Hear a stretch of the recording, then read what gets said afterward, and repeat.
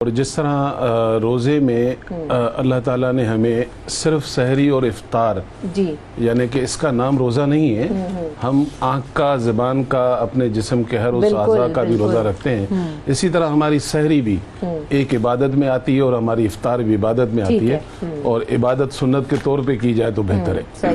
اچھا، جو اس میں بہت سارے پیشنٹس ہوں گے، ہر ایمان والا چاہتا ہے کہ میں روزہ رکھوں، تو ان کو تو اپنی جو بھی پرہیزگاریاں ہیں، جیسے شوگر والے کو میٹھا بند ہے یا یورک ایسڈ والے کو ہم بہت ساری چیزیں بند کرا دیتے ہیں، تو وہ تو اپنی ساری پابندیاں ویسے رکھے گا. صحیح ہے. بسائیڈ اس کے بہترین جو طریقہ ہے سحری میں انسان کے لیے، وہ یہ ہے کہ وہ کھانا جو کھانا چاہ رہا ہے، سب سے پہلے یہ ڈیسائیڈ کر لے کہ اس کی مومنٹ رمضان میں عام دنوں والی نہیں ہے. ٹھیک ہے. تو آپ کو بہت زیادہ ہیوی نہیں لینا ہے. آپ کی اگر پسند کی چیز اگر انڈا ہے تو آپ انڈا کھا رہے ہیں تو کوشش کریں اس کے ساتھ جو روٹی ہے وہ پراٹھے کی صورت میں نہ کھائیں، کیونکہ وہ آپ کے اوپر ہیوی ہوگا، آپ کی ایسیڈیٹی بنے گی. تو بہتر ہے کہ سادی روٹی کے ساتھ کھائیں آپ، اور دہی کا استعمال زیادہ کریں. ہمارے یہاں ایک اور بڑی جو غلطی لوگ کرتے ہیں کہ وہ اتنا پانی پی لیتے ہیں سحری میں جتنا وہ پورے دن میں نہیں پیتے. اچھا، یہ پانی اسٹور کرنے کی جو ایبلٹی ہے اللہ تعالیٰ نے صرف اونٹ میں رکھی ہے، یہ انسان میں نہیں ہے. تو ہمیں اپنے پیٹ کو سمجھنا چاہیے، ہمارا پیٹ ہے، یہ تربیلا ڈیم نہیں ہے. تو پانی ایک محدود جو ہے جو اس کی کوانٹٹی ہے اس کو کم رکھنا ہے. جتنے بڑے بڑے پیٹ آج کل ہیں اور اس کوارنٹائن میں کھا کے جتنے بڑے پیٹ کر رہی ہیں تو کسی تربیلا ڈیم سے میں آپ کو بتاؤں کہ مغرب کے اسکالر اس پہ ریسرچ کر رہے ہیں کہ ہمیں کس کس بیماریوں میں لوگوں کو روزہ رکھنا چاہیے. یہ بہت بڑی نعمت ہے بیماریوں کے لیے بھی. اللہ تعالیٰ جو آپ کی سحری سے لے کر افطار تک آپ کو جو اسپیس ملتی ہے تو آپ کی باڈی جو ہے بڑی ورکنگ شروع کرتی ہے. وہ بیکٹیریا، وہ جراثیم آپ کے جسم میں نقصان پہنچانے والے کو ڈیٹاکس ہو جاتی ہے. بالکل وہ فائدہ اٹھا سکتے ہیں. جیسے میں نے کہا کہ سحری جو آپ نے کرنی ہے، آپ نے یہ ڈیسائیڈ کرنا ہے جو بھی آپ کھا رہے ہیں اس کی ایک تو والیوم کو کم رکھیں، اور ایک آج کے دور میں جتنی ہم ترقی کر چکے ہیں، موبائل، گوگل، پتہ نہیں کیا کیا ہمارے ہاتھوں میں آ گیا ہے، تو کم سے کم ہماری خوراک جو ہے وہ سلیکٹڈ ہو، چاہے سادی ہو جتنی، لیکن اس کے بینیفٹ ہمیں کتنے ملتے ہیں پہلے تو یہ خیال رکھنا ہے. دوسرا، لوگ غلطی کیا کرتے ہیں دوسری، جب وہ افطار کرتے ہیں تو وہ صبح سے سحری کے بعد انہوں نے پانی نہیں پیا ہوا ہوتا، آپ کی کڈنی تقریباً ایمٹی ہو رہی ہوتی ہے، اور آپ اٹھ کر ہی جب آپ یہ بلیک کلر کے مشروبات اور ریڈ کلر کے مشروبات لینا شروع کر دیتے ہیں، اسپیشلی وہ ٹھنڈے لینا، تو وہ تو آپ کے لیے گردوں کے لیے بھی نقصان دہ ہے. تو پہلے سنت پوری کریں، کھجور لیں. اور کھجور پہ پابندی نہیں ہے، کنجوسی کرنے کی ضرورت نہیں کہ آپ ایک کھائیں. کھجور بہت بہترین چیز ہے، آپ جتنی 4 5 8 کھا سکتے ہیں بالکل. اس کو کمپلیٹ نیوٹریئنٹس ہوتے ہیں. ہاں جی. تو اس کے بعد آپ تھوڑا سا پانی پئیں، لیکن کوشش کریں سادہ پانی پئیں. اور آپ کو اللہ تعالیٰ نے اس موسم میں جتنے پھل دیے ہیں، آپ واٹر ملن سے لے کر جتنے پھل اگر آپ دیکھیں گے جو واٹری ہیں زیادہ تر، تو آپ فریش فروٹ کے جوسز بنائیں جو آپ بھی پئیں، اپنے بزرگوں کو پلائیں، اپنے بچوں کو پلائیں، ہیلدی چیزوں کا استعمال کریں. پہلے تو جو شوگر والے لوگ ہیں یا ہارٹ کے پیشنٹ ہیں، تو شوگر والے کو میں ریکمنڈ کروں گا، کیونکہ باڈی میں ویکنس رہتی ہے شوگر والوں کو زیادہ، تو ایسیڈیٹی نہیں بننی چاہیے شوگر والے کو بھی اور ہارٹ پیشنٹ کو بھی. ان کے لیے بہترین طریقہ یہ ہے کہ اگر وہ روزہ رکھ رہے ہیں، اس کنڈیشن میں ہے، کیونکہ اللہ تعالیٰ نے سورہ بقرہ کی 185 میں کچھ آسانیاں کی ہیں، بیمار ہیں، سفر میں ہیں یا اس طرح کے، تو اگر آپ روزہ رکھ رہے ہیں تو اس چیز کا دھیان رکھیں کہ آپ اپنی میڈیسن کے ساتھ اگر آدھا گلاس دودھ، یہ شوگر والوں کے لیے بتا رہا ہوں، آدھا گلاس دودھ، آدھا گلاس پانی اور اس میں 1 چمچی سونف ڈال کر اس کو 2-3 جوش دے کر اور اس کو ٹھنڈا کر کے ایک تو آپ یہ پئیں. دوسرا، جو ہارٹ والے پیشنٹ ہیں، کوشش کریں کہ صبح نیار منہ جب وہ اٹھیں تو آپ 1 حصہ عرق گلاب کا اور 3 حصہ پانی کا یہ آپ لے لیں، کیونکہ ہارٹ والوں کے لیے ویسے ہی بہت اچھا ہوتا ہے.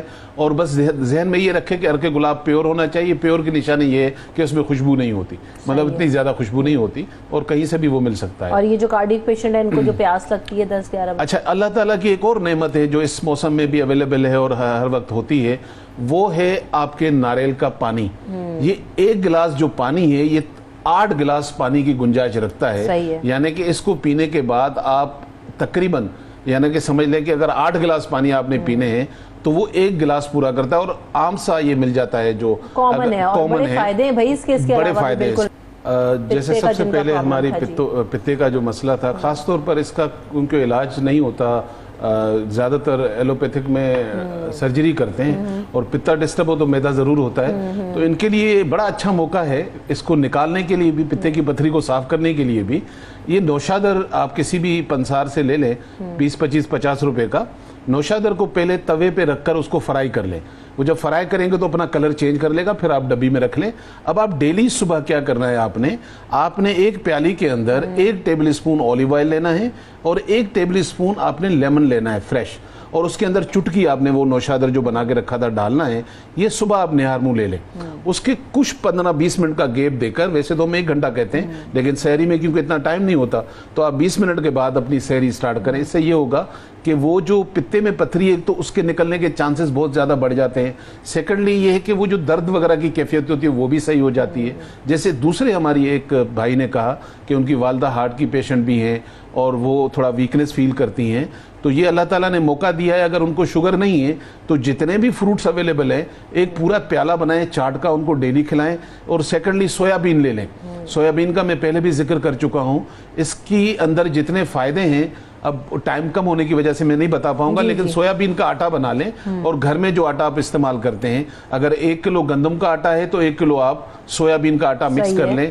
اس میں اللہ تعالیٰ نے اتنی پروٹین رکھی ہے کہ کمزور آدمی کے لیے بھی یہ بہت زبردست کام کرتا ہے۔ ادروائز باقی لوگوں کے لیے کیونکہ یہ میدے کے مسئلے ہوتے ہیں تو گھر میں 4 چیزیں اللہ تعالیٰ نے آپ کو دی ہیں، چھوٹی الائچی، سونف، زیرہ اور ہرا پودینہ سکھا لیں، ان چاروں چیزوں کا پاؤڈر بنا کے رکھ لیں۔ یہ میدے کی بہترین دوائی ہے، چاہے السر ہو، چاہے ایسیڈیٹی ہو، گیسز بنتی ہوں۔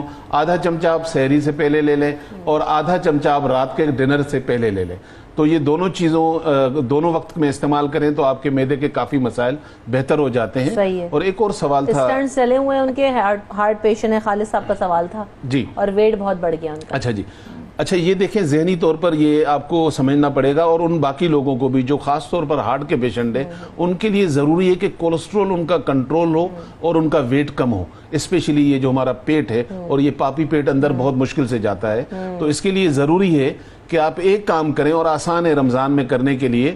چیا سیڈ کے نام سے اکثر لوگوں کو تخم لنگا مل جاتا ہے، لیکن چیا سیڈ کیونکہ باہر سے آتا ہے اور مل جاتا ہے، ہمارے ہاں بھی عام ہوتا ہے۔ اچھا، چیا سیڈ جو ہے 1 ٹیبل اسپون آپ بھگو کے رکھیں رات بھر، اور سحری میں اٹھیں آپ اس میں آدھی چمچی دال چینی کا پاؤڈر ڈال کر آپ صبح یہ نہار منہ پئیں، پھر ایک شام کو بھگو کے رکھیں۔ جب آپ افطار کریں گے تو پہلے آپ سنت ادا کر لیں کھجور کے ساتھ، اور اس کے بعد آپ پہلا یہ گلاس پانی کا ویسے ہی پئیں گے جیسے آپ نے سحری میں پیا تھا۔ اس سے بڑی اسپیڈ کے ساتھ آپ کا پیٹ اندر جانے لگتا ہے اور اس کے فائدے الگ ہیں۔